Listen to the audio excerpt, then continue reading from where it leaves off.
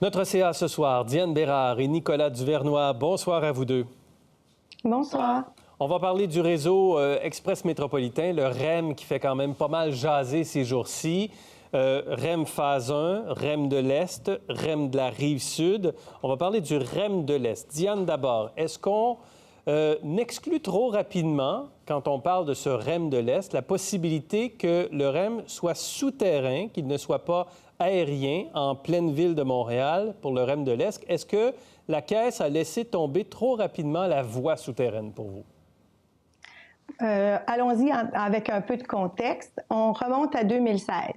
La Caisse présente un projet de train rapide autonome qui va couvrir 4 régions, donc la branche Rive-Sud, Bois-Franc, le Sainte-Anne-de-Bellevue, l'aéroport et Deux-Montagnes. Alors, tout se passe. Pourquoi la Caisse a ce contrat-là? Parce qu'elle a réalisé le SkyTrain, la Canada Line à Vancouver. Donc, oui. on lui accorde le contrat pour cette raison-là. Pouf! On arrive en 2020-2021. Et là, tout à coup, se rajoute le REM de l'Est, le possible REM Rive-Sud. Donc, on a un contexte où ça va très vite. On vient de passer en vitesse supérieure. Et pour cette raison-là, on en vient à douter de la raison et pourquoi on écarte si rapidement. Tout va trop vite. Et là, tout à coup, on écarte la portion souterraine. Effectivement, on commence à avoir des doutes puis avoir un malaise autour de toute cette vitesse-là. Nicolas. Bien, moi, je comprends pas c'est quoi l'obsession de vouloir que ça soit souterrain plutôt que hors terre. En connaissant le souterrain de Montréal avec les tuyaux qui datent d'avant Jésus-Christ, j'aurais peur qu'on ouvre une boîte de Pandore. Je lisais, selon les experts, un rapport de certains experts qui disaient qu'il y avait des risques d'effondrement de certaines tours au centre-ville de Montréal. Le fait de le faire souterrain risquerait d'exploser les coûts, d'avoir des délais plus longs. Sincèrement, je ne comprends pas. C'est quoi l'obsession, là? Donc, il n'y a aucun problème. Là. Donc, c'est quoi l'obsession? Pourquoi il faut faire ça souterrain tout à coup? Je ne sais pas. OK, alors qu'il y a un plan de match qui est fait et le plan de match, il est aérien. Cela dit, il y a des architectes qui ont décidé de démissionner parce qu'ils trouvent ça très laid. Oui. Alors, Diane, qu'en pensez-vous là-dessus? Bien, il y a un enjeu visuel, il y a un enjeu de pollution visuelle, de pollution sonore. Donc, pourquoi est-ce qu'on veut évaluer un REM souterrain? Parce que, justement, il y a des enjeux architecturaux. On fait ce projet-là pour des années. On ne fait pas ce projet-là pour 5 ans, on le fait pour 20, 25 ans. D'ailleurs, quand on parle de ce qui se passe à Québec, on n'arrête pas de dire c'est pour longtemps, il faut qu'on prenne des bonnes décisions, mais à Montréal, il faut que ça aille vite, vite, vite. Donc, à quelque part, pourquoi on veut faire un REM souterrain pour cette portion-là?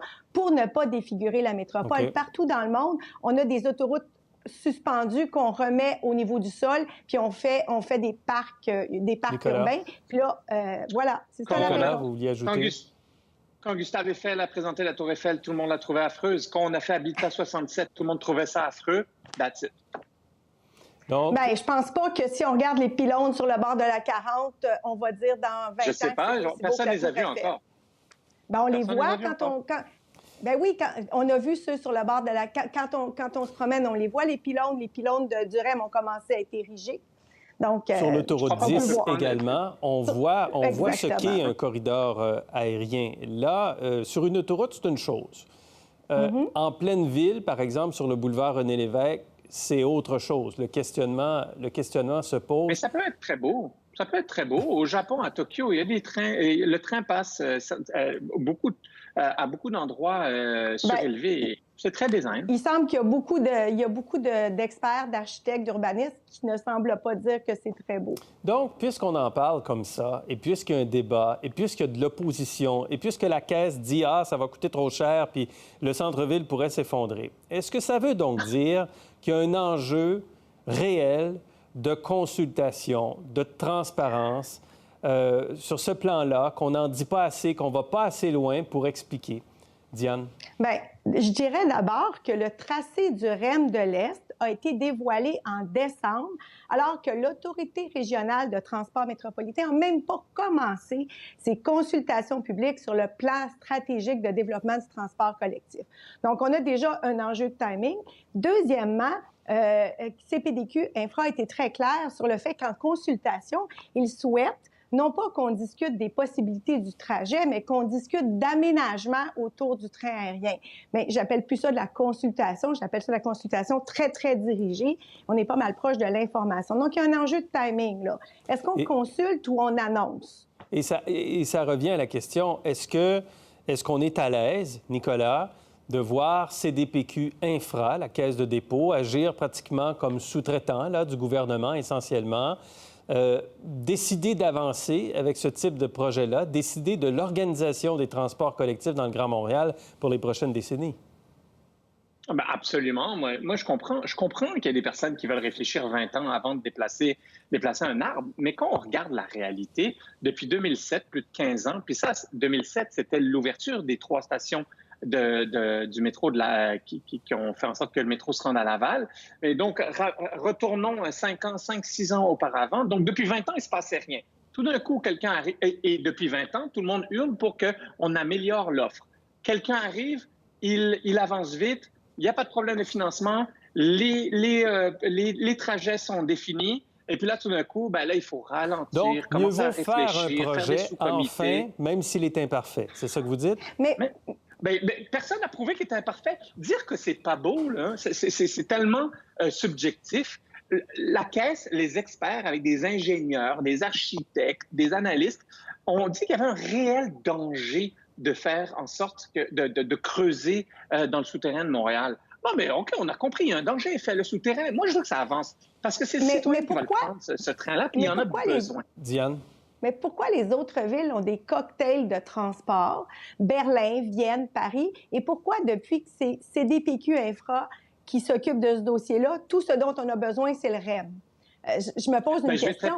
Pourquoi il n'y a pas un cocktail? Pourquoi c'est le REM partout? Nicolas, allez-y. Je vais te répondre, c'est pas la même réalité financière de comparer Paris, 15 à 20 millions de personnes, si on prend l'agglomération, qui prennent très, très, très souvent et plusieurs fois par jour le transport en commun, avec plus de 260 stations de métro, plutôt qu'ici, le métro, c'est un métro du centre-ville. Ici, on a 2 millions de personnes sur l'île de Montréal. C'est pas la même réalité financière non plus pour financer tout ça. Tu sais, le monde, on réfléchit à un projet d'envergure, on se compare aux plus grandes villes du monde. On n'a ni les moyens, ni la masse pour pouvoir supporter OK, Diane? Alors, j'ajouterais un autre point, c'est l'intégration. Jusqu'à quel point est-ce que CDPQ Infra travaille de concert avec l'Agence régionale métropolitaine de transport? Il y a une question d'intégration aussi. Il reste, je suis d'accord avec toi, Nicolas, on n'est pas de la taille de Paris, mais la question d'intégrer tous les transports est super importante et il ne me semble pas qu'il y a une grande collégialité entre CDPQ Infra qui avance et l'Agence régionale. On parle de transport collectif qui va affecter des collectivités, donc c'est la responsabilité du gouvernement, des agences gouvernementales de faire le tracé, de choisir le cocktail de transport. OK. Oui, mais Diane, avant le REM, il n'y avait pas plus d'entente entre les trains, les autobus de banlieue que le métro de Montréal. C'est un maelstrom depuis le début parce qu'on sous-divise tout en sous-comités. Là, il y en a un joueur qui va avancer. Peux-tu avancer, s'il vous plaît, là? Parfait. Je vous invite à lire mon collègue Michel C. Auger sur cet enjeu du REM il y a quelques jours. Texte intéressant, critique de ce dossier, bien sûr. Diane, merci. Et Nicolas également. Merci beaucoup. Bonne soirée. Merci. Pour voir nos émissions en entier, rendez-vous sur la chaîne ICI RDI.